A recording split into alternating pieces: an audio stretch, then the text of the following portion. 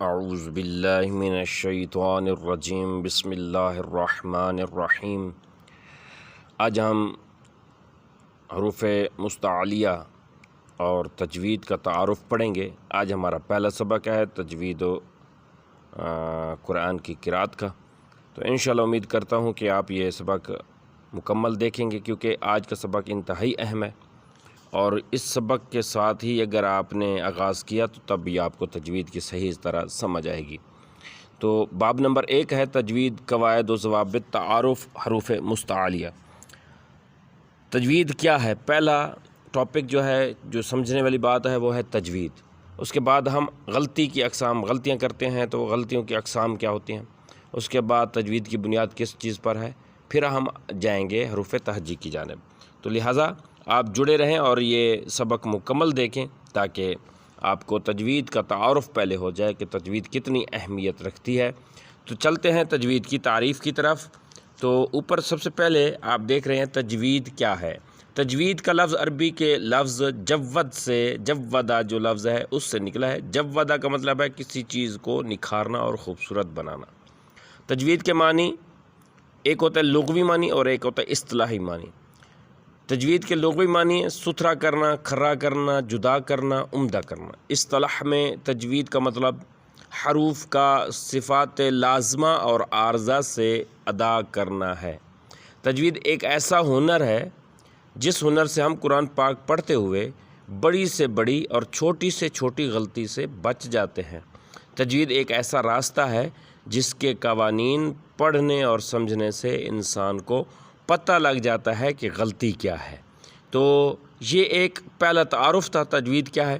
اب چلتے ہیں کہ غلطی کیا ہے، غلطی کی اقسام کتنی ہیں، غلطی کا مطلب کہ کس طرح کی غلطیاں ہم سے ہو سکتی ہیں قرآن میں۔ اگر ہم تجوید نہیں پڑھیں گے تو کون سی غلطیوں کے ہم ہو سکتے ہیں، کیا کہتے ہیں کہ غلطی ہم سے ہو سکتی ہے۔ غلطی کی اقسام، قرآن پاک پڑھتے ہوئے ہم سے جو غلطیاں ہوتی ہیں اس کی دو اقسام، ایک ہے لحن جلی یعنی بڑی غلطی، ایک ہے لحن خفی یعنی چھوٹی غلطی۔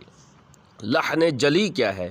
لحن جلی وہ غلطی ہے جسے ایک حرف کو دوسرے حرف میں تبدیل کر دینا، یا زبر زیر پیش کو تبدیل کر دینا، یا وہ غلطی کرنا جس سے الفاظ کا مطلب بدل جائے، اور یہ غلطی کرنے پر گناہ کبیرہ ہے، گناہ ہے۔ اس وجہ سے ہمیں لحن جلی نہیں کرنی چاہیے، اس سے بچنا چاہیے۔ اس کے بعد آ جاتی ہے جی لحن خفی۔ یہ وہ غلطی ہے جو ہوتی غلطی ہے پر اس کو کرنے پر گناہ نہیں ہوتا، جیسے را کو موٹا یا باریک پڑھنا۔ تو تجوید میں انسان ایسے اصول پڑھتا ہے جس سے اسے اپنی غلطی کا پتہ چل جا سکتا ہے، ایسے طریقے سے پڑھنا۔ اب ہم چلتے ہیں کہ جس سے وہ بڑی غلطی یا چھوٹی غلطی دونوں غلطیوں سے بچ سکتا ہے تجوید کے لحن خفی سے۔ تجوید کیا ہے؟ تجوید کی بنیاد کس چیز پر ہے؟ تو تجوید کی بنیاد الف سے لے کر یا تک کے حروف پر ہے، یہ جسے ہم حروف تہجی کہتے ہیں، جنہیں ہم حروف تہجی کہتے ہیں، حروف الحجا بھی کہتے ہیں، یا حروف حجا۔ جس شخص کے حروف تہجی جتنے مضبوط ہوں گے اس کی تجوید اتنی مضبوط ہوگی، اور وہ قرآن پاک کو اچھے سے اچھا پڑھے گا۔ زیادہ مشکل کام یہی ہے کہ لوگوں کے حروف تہجی صحیح نہیں ہوتے۔ تو سب سے پہلے چلتے ہیں کہ الف سے یا تک کے حروف تہجی زبانی یاد ہونے چاہیے اور ان کی پریکٹس کرتے ہیں۔ چلے اس سبق کی طرف۔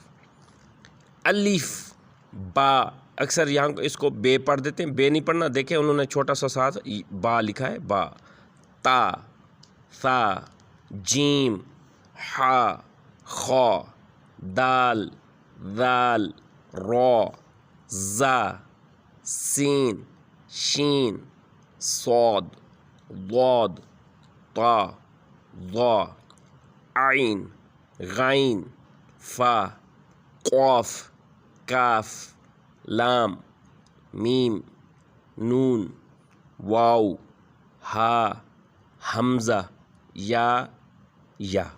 ان کے مخارج کی پریکٹس آگے اسباق میں ہوگی انشاءاللہ۔ یہ ٹوٹل 29 حروف ہیں، موٹے پڑھے جانے والے حروف ان میں سے 7 ہے ٹوٹل۔ ان حروف میں جن کو پر کر کے پڑھتے ہیں اس کے تفخیم کہتے ہیں، پر کر کے پڑھنے کو، تو وہ ٹوٹل 7 حروف ہیں۔